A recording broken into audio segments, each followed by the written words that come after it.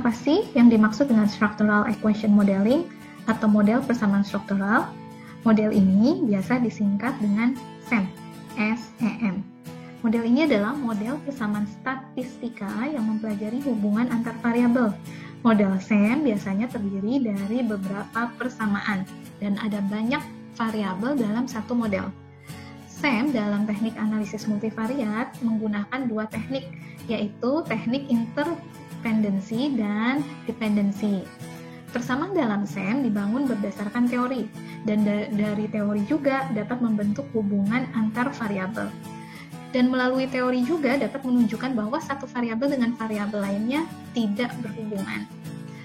SEM ini menggabungkan dua prosedur multivariat, faktor analisis, memastikan variabel manifest sebagai konstruk yang tepat untuk variabel laten.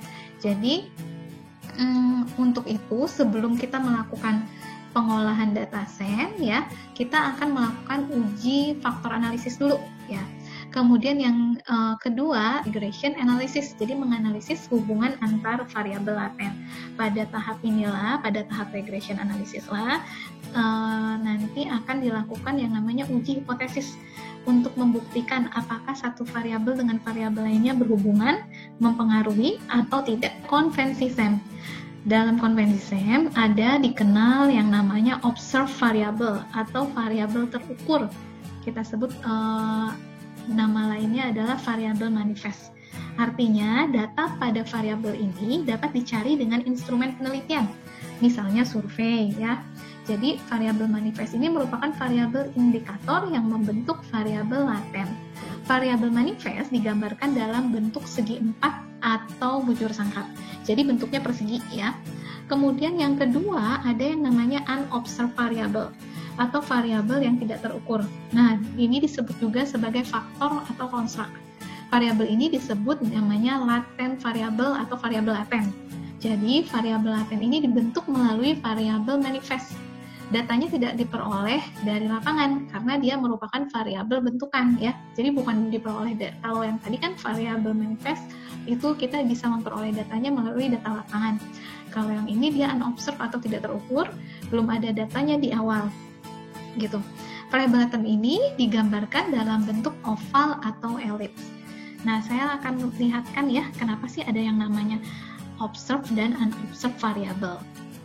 Contoh, kita memiliki kuesioner ya seperti ini. Nah, ini adalah kuesioner dari variabel yang akan kita teliti ya, seperti biasa. Di bagian awal kuesioner itu ada identitas responden ya. Kemudian bagian berikutnya kita lihat ya, ada yang namanya variabel food quality. Food quality ini memiliki beberapa indikator. Di sini kita lihat ya, indikatornya ada 4 ya. Pertama adalah freshness ya. Kemudian presentation, well cooked. Kemudian indikator yang keempat adalah variety of food. Nah, food quality kita sebut sebagai variabel laten atau yang kita sebut variabel tidak terukur ya. Sedangkan freshness, presentation dan yang lainnya ya, di sini tadi kan ada 4, freshness, presentation dengan well cooked dan variety, ini kita sebut variabel manifest atau yang terukur. Kenapa terukur? Karena ini kan setiap indikator diturunkan menjadi beberapa pertanyaan ya. Dan setiap pertanyaan ini nantinya akan diisi oleh konsumen ya. Satu menunjukkan sangat tidak setuju dan seterusnya. Ini ada skala penilaiannya ya. Nah, tampilan data kuesionernya kira-kira seperti ini ya. Jadi kita punya di sini responden 1 menjawab 5 untuk tadi indikator yang pertama ya, freshness ya kalau tidak salah. Nah, kemudian ini adalah nih kolom yang ini adalah jumlah total dari indikator. Tadi indikator 1 itu diturunkan dari 3 pernyataan ya. Nah, ini adalah jumlah totalnya.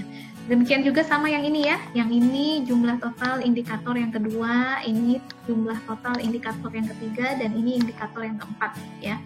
Jadi, yang disebut sebagai variabel manifest adalah ini, indikator-indikator ini, 4 indikator ya. Kemudian variabel latennya adalah ini, food quality. Karena kita tidak tahu ukuran food quality itu berapa saat ini ya. yang kita punya datanya adalah data dari variabel manifestnya atau indikatornya. Begitu kira-kira gambarannya. Lalu kita lanjutkan lagi ke konvensi SEM ya. Selain tadi memiliki unsur variabel manifest dan variabel laten, pada SEM juga terdapat yang namanya hubungan antar variabel. Hubungan antar variabel ini dinyatakan melalui garis anak panah satu arah ya. Jadi kalau di model SEM tidak ada gambar garis anak panah satu arah ini, maka artinya tidak ada hubungan langsung yang dihipotesiskan. Nah, ada dua variabel ya di konvensi SEM ini yang terkait dengan hubungan antar variabel yang terkait dengan tanda panah ini ya. Variabel yang dituju oleh anak panah merupakan variabel endogen atau variabel dependent ya. Jadi variabel dependent itu kita sebut nama lainnya adalah variabel endogen. Sedangkan variabel bebasnya, variabel independennya kita sebut namanya variabel exogen. Kemudian unsur yang keempat ada hipotesis. Nah, dalam SEM terdapat dua kelompok hipotesis dengan anak panah satu arah. Yang pertama adalah variabel manifest. Dalam hal ini, masing-masing indikator sebagai variabel dependent yang secara bersama-sama dihipotesiskan sebagai dimensi dari sebuah variabel laten atau faktor. Kemudian yang kedua adalah hipotesis hubungan regresi. Jadi ini hipotesis pengaruh antar variabel laten. Contoh model SEM dapat disimak di video selanjutnya. Terima kasih.